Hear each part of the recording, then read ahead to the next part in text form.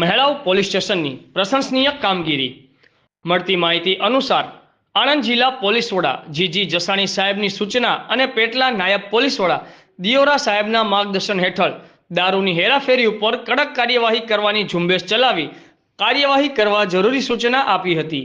જે અંતર્ગત પેટલા તાલુકાના મહેડાવ પોલીસ સ્ટેશનને ખાનગી બાતમી મળી હતી કે એક સફેદ કલરની નંબર પ્લેટ વગરની વેગોનાર ગાડી આખડોલ જીબી તરફથી સંજાયા તાબે મહાદેવપુરા ગામ તરફ જવા નીકળી છે। તે ગાડીમાં વિદેશી માર્કાનો પરપ્રાંતીય ઇંગ્લિશ દારૂની પેટીઓ ભરેલ છે।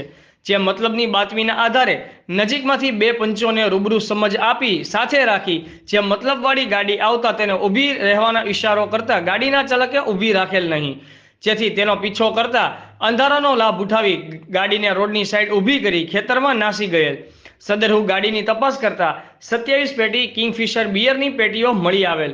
આમ 27 પેટીમાં બિયરના ટીન ગણતા 648 નંગ, જેની કિંમત 64,800 રૂપિયા અને ગાડીની કિંમત 3 લાખ રૂપિયા, કુલ 3,64,800 નો મુદ્દામાલ કબજે કરી સફેદ કલરની વેગોનાર ગાડી ચાલક વિરુદ્ધ પ્રોહિબિશન એક્ટ 65, 98(2), 111 ખ મુજબ ફરિયાદ દાખલ કરી છે।